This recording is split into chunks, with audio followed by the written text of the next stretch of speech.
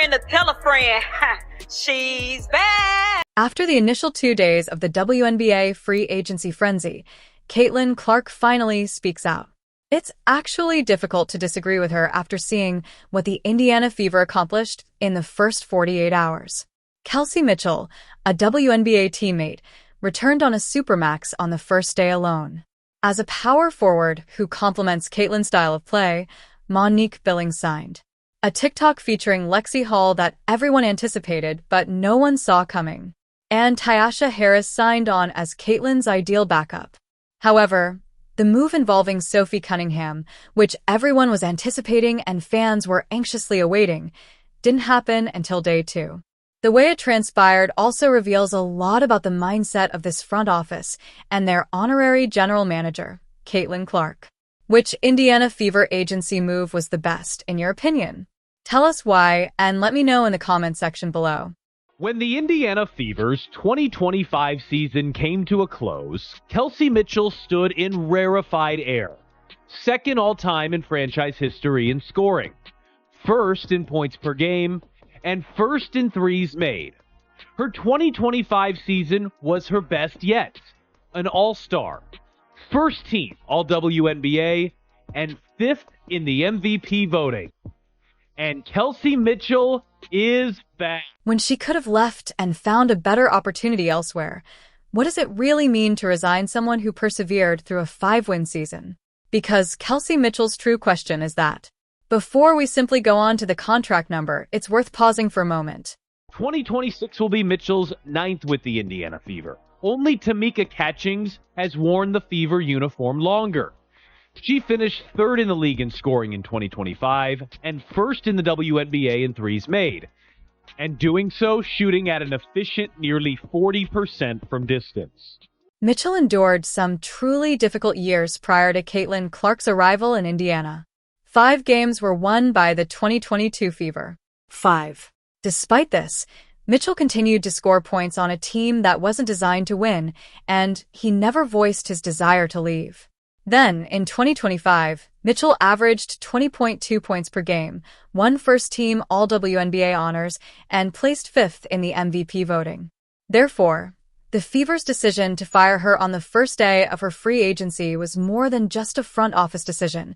It was the reward for years of commitment that no one needed from her. But her numbers aren't just eye-popping, they're vital to Indiana's success. The pairing of Caitlin Clark and Kelsey Mitchell in the backcourt has already proven to be the WNBA's best. Their skill sets feeding off each other perfectly. Clark's vision helps make an already lethal three-point shooter even more dangerous, and Mitchell's spacing opens up the floor even further for Clark. She signed a $1 one-year Supermax contract for $1 million, making her the highest-paid player in the history of the Fever franchise. Not 2, not 3, but 1 year. And that decision reveals exactly where Indiana believes they are at the moment. Because a player who believes her team is actually close to winning it signs a multi-year contract, while a player who seeks long-term stability signs one. Everyone signs a year and places a wager on the result.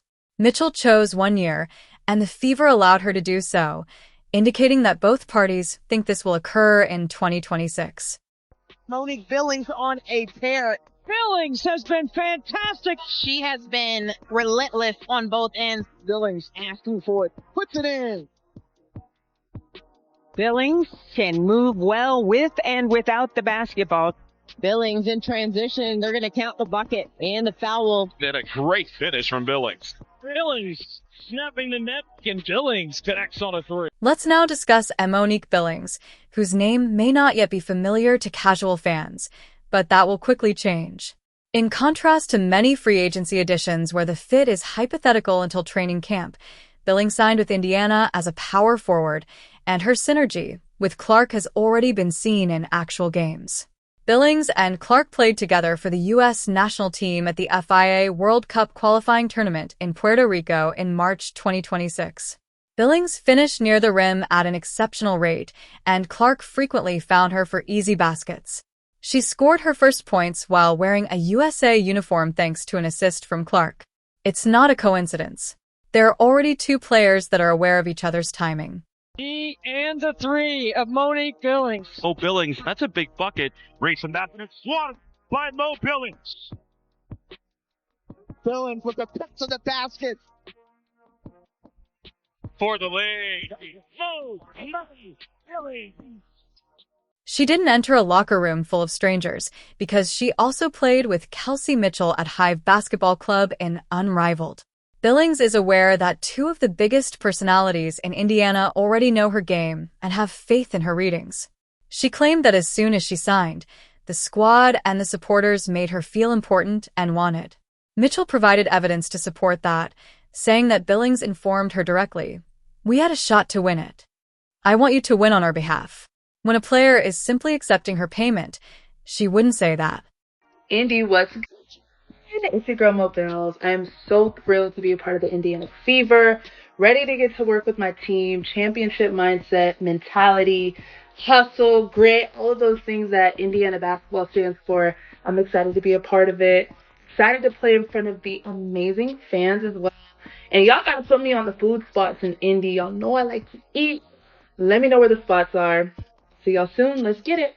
The fact that Billings doesn't need to alter Indiana's style of play in order to be effective is what makes her such a perfect fit. She made 81% of her shots from 0 to 3 feet in 2025 while playing for the Golden State Valkyries, which means that she finishes when she receives the ball close to the basket. She sprints across the floor. Heavy touches are not what she demands. In a system that relies on Clark pushing in transition and finding cutters before defenses can recover, she doesn't slow down the pace, which is just what you need from a power forward. During the Puerto Rico competition, Stephanie White worked as an assistant for Team USA. After witnessing this relationship in person, she went to sign Billings on the first day that she was able to do so. I've loved my years here in Indiana. I built a life here, and I love this franchise. I love the people. I love the fans. The game is completely different when Lexie's on the floor. I mean, she's just hard-nosed, and her toughness is an example for us.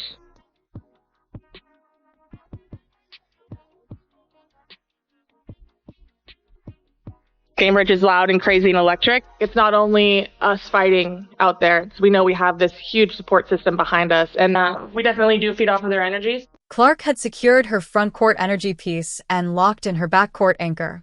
And there was still more to come on day one. Imagine this. Lexie Hull and Caitlin Clark are in Augusta, Georgia, for the Masters. Additionally, they're filming a TikTok rather than merely watching golf. Tell a friend to tell a friend, Clark says to start. Hull concludes by saying, she's back. Indiana made the announcement of Hull's homecoming in this manner. Not through a team statement or a press release, but through a lip-sync video that went viral right away. She's just a hard player to take off the floor because of how hard she plays. She's not just an energy player, she's a toughness player. Her energy, her tenacity, the way she affects the game. She's our best defensive player. I think she's one of the best defensive players in the league. Lexie knows that we believe in her. We gonna count on her for what she brings to the table every night. Two in the corner. Hull. Hull knocks it away. And Hull will fire. And hit from three. Knocks away by Lexie Hull. Lexie Hull fingers it to beat the buzzer. Additionally, Clark tagged Sophie Cunningham in the comments, saying, "Hey, what's up? What are you doing?" Fans saw it right away. Day one came to an abrupt close with one deal confirmed and one very purposeful question Mark left unanswered. Let's discuss Hull's Real contributions. Because although signing her to a multi-year team-friendly contract may seem straightforward on paper, it makes much more sense when you consider what she went through to finish the previous season. Due of her true nature, Hull continued to play despite having 2 black eyes, elbows to the face, and injuries that would have kept most athletes on the sideline for weeks. When games become physical or when the opponent begins actively targeting her, she doesn't go away. And a team built around Clark needs that toughness from a wing guy who plays every night. In addition to their tenacity, Hull's ability to protect the 2, 3, and 4 gives the Fever a lineup flexibility that is actually difficult to come by at a cost that is friendly to the team. She defends, she shoots, and she doesn't falter under pressure. Together with Clark, she and Cunningham accounted for more than half of Indiana's total steals. Thus, Maintaining this group's unity has a real and proven protective influence. Hull's statement, "India has been my home, and we still have unfinished business," was not prepared by a public relations staff. This is a clear explanation from the player that she took less money to stay since she wants to complete the mission here. With the signing of Lexie Hull, the Indiana Fever bring back one of the best and toughest 3-and-D players in the WNBA. The stats tell a lot of that story. Over her last 2 seasons, she's shooting exactly 40% from the three-point line, the mark of a top-tier shooter. In fact, for players that have taken at least 200 total three-pointers over the last 2 seasons, Hull is one of just 5 in the entire WNBA to shoot 40% or better. Following Clark's statement naming Cunningham, followers started doing math right away. Why wasn't Sophie included on the first day's announcement list if she was returning? Fans began interpreting her Instagram posts about hill runs, 2 miles with hills, and captions about getting her mind right and betting on herself as a clue that she was testing the market. Those posts had the vibe of someone getting ready for something unpredictable rather than someone who has made up their mind to stay. And folks went into a complete spiral overnight due to the delay between the TikTok tease and the official reveal. But this is when things start to get interesting. Cunningham wasn't unintentionally tagged by Clark in those remarks. ESPN alerts are not how these players learn about each other's choices. They communicate and work together, and the fact that Clark publicly included Cunningham in the Hull news prior to any formal announcement indicates that the 3 of them were already well aware of the situation. Cunningham even contributed to it by retaliating in the comments, saying that they should make up for the TikTok. This is not how someone reacts when they are really uncertain about their future with a club. She might not be the only Lexie coming back to Indiana. They're messing with us. Announce those companies. Sophie, hey, what's up? What you doing? Kaylin Clark says. Lexie Hull chimes in with the camera emoji, and then Sophie responds, "The no invite is crazy. You two better make up for this horrible TikTok." Is Sophie Cunningham? Is she laying the seeds? Is she letting everybody know I'm coming back to Indiana? The Trees Letches trio, Clark, Hull, and Cunningham, is more than just a moniker created by admirers. Clark was aware that supporters sought confirmation, and she did just that by using Hull's announcement. Therefore, whether or not Cunningham would return wasn't the true question heading into Day 2. The Fever was keeping everyone waiting because of this. Before Day 2 had began, Cunningham's contract was finalized. In essence, the ink was dried. The Fever knew she was returning, and the figures were agreed upon. So, why didn't they make the announcement along with everyone else on the first day? Because 2 other players' numbers were being run while Kelly Kroskoff and Amber Cox sat on it. More information regarding this front office's operations can be found in that evaluation procedure than in any press release. Both Azer Stevens and Atlanta Smith were available, and they were precisely the length and size that a contender would want to add behind Aaliyah Boston. Smith can shoot and create mismatches as a stretch 4. Additionally, Stevens, a 6 feet 6 inches forward, had a 38% three-point shooting percentage. In 2025, he averaged 12.8 points and 8.0 rebounds with 4 attempts per game. Both of these appear to be a significant improvement on paper. The cost was the issue. The Fever had to actually sit down and determine if it was worthwhile to burn that type of cap space by reorganizing what they had already constructed around Clark and Boston since both players wanted max-level money. They found a way. They found a way to bring back the big 3, bring back Lexie, bring back Sophie, and Monique Billings is now on her way as well. Smith signed a 3-year maximum contract with the Dallas Wings, while Stevens ultimately signed with the Chicago Sky. Both of those agreements are overpriced in Indiana's eyes. Not because Smith or Stevens aren't talented players, but rather because neither of them fits the Fever's particular system well enough to warrant a maximum contract when Indiana already had a functional core. The Fever was unwilling to pay the maximum amount for a player who doesn't quite fit because doing so would limit your ability to add anyone else. Leaving them both freed up salary space, allowing Cunningham to be announced at last without having to make an apology for a sparse roster wherever else. Cunningham left money on the table to remain in Indiana since she signed at a team-friendly rate. A player who averaged 12.1 points per game in 2025 could have tested a market that would have paid her more, so it's a serious decision. She placed a wager on this team this season and what she believed they could truly accomplish as a team. One thing I do know is Ty Harris is a solid backup point guard. Solid backup player. I think she was starting at times for the Connecticut Sun. She can play this game. I think she's good enough to come in and, spell Caitlin Clark 8 to 10 minutes a game. Okay, come in for that 8 to 12 minutes at the most, and give some quality minutes as a backup point guard. Let's now discuss the real appearance of the guard rotation. Because the group of Clark, Mitchell, Hull, Cunningham, and backup Tasha Harris is actually deep and well-built, with each player already knowing her job. It's not an accident that no one is treading on anyone else. Noblesville, Indiana, which is around 20 miles north of Indianapolis, is where Harris was raised. She therefore feels a great deal of personal pressure to return home to play for the Fever. She accelerates without making the problem worse. She never lets her ego get in the way. Additionally, her role when Clark is seated is to ensure that the offense doesn't stall out rather than to reimagine it. That is a player that is fully aware of her role. Finally, it appears Amber Cox has a pulse, y'all. She finally doing something, getting something done, even though there's much more to do. This is great news. Returning on a veteran minimum, Dyrus Dantas completes the front court baseline without using any of the remaining cap space.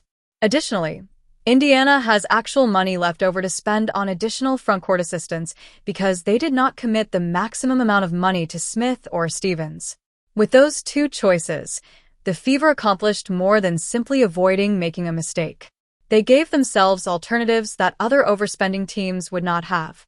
It's the best guard rotation Indiana has ever assembled, and it's set. However, Monique Billings, Aaliyah Boston, and 5 guards don't win a championship on their own. Boston is unique. One of the top interior players in the league, but she can't fight through screens, guard the rim, and clean up every missed shot while anchoring the paint for 40 minutes every week.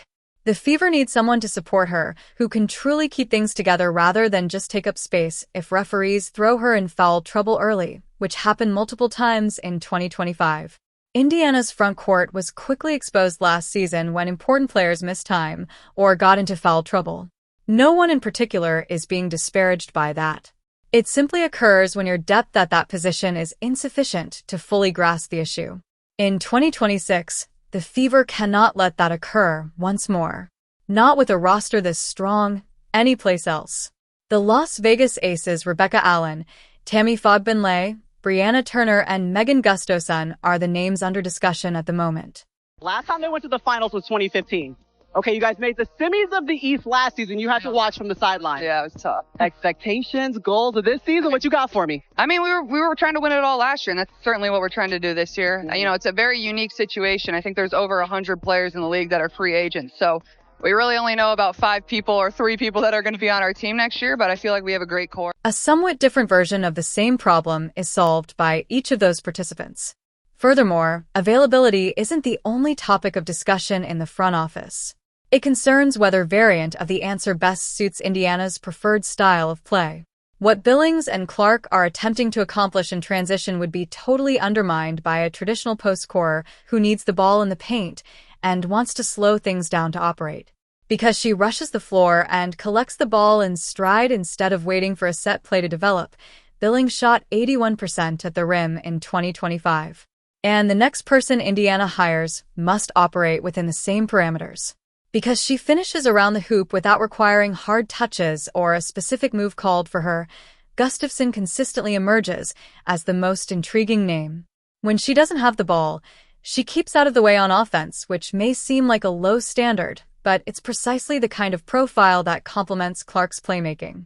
Clark needs players who can convert when she finds them because she doesn't need another option to demand the ball.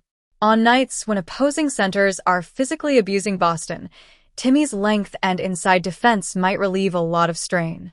Turner's entire strategy revolves around hard screens and defense. Every time Clark drives, Allen's shooting range extends the floor, preventing defenses from collapsing into the paint. She doesn't require touches at all. Well, we're looking forward to watching it for sure. You guys saw that May 9th against the Dallas Wings. That'll be the first time you see Caitlin back in her Indiana Fever jersey, but they're getting ready for training camp. That starts April 19th for her. But guess what? She's not really going to go anywhere. Caitlin's going to hang around a little bit. Since Indiana didn't blow their cap on Smith or Stevens, they are actually free to pursue any of these players. The remaining players on veteran minimums are now being added to the rosters of other teams that overspent during the first 48 hours of free agency. And the Fever are not in that circumstance. They had genuine money available for a front court addition that truly fits rather than merely fills a roster slot because they were frugal with their spending and kept their budget where it mattered. Imagine this 2026 Fever, then. Billings is finishing in transition and sprinting the floor. Boston's actions on the defensive glass and in the mid-post. And an additional frontcourt player who, according on the demands of the game, either protects the rim or stretches the floor. Boston is not need to be three players at once in their frontcourt rotation. In a playoff series, opposing contenders truly don't want to see this version of the club. Clark has already stated it clearly. They will race to a championship. And the best way to do that is with a frontcourt designed for speed and finishing. The 2026 Fever roster was not assembled at random.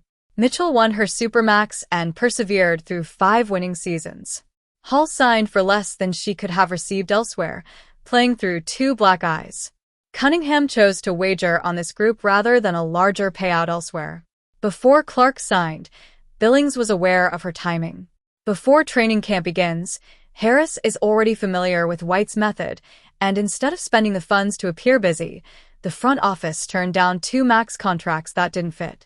There is still a position available in the front court, and whoever fills it will reveal whether the Indiana Fever are shooting or chasing length. Clark has already made the call. The rest of the league has spent the last 48 hours watching Indiana assemble the perfect team to win a championship. In your opinion, which Indiana Fever free agency decision was the best? Tell us why, and let me know in the comments section below. To ensure you never miss anything, like, subscribe, and enable all notifications. Click the video on the screen, and we'll see you in the next.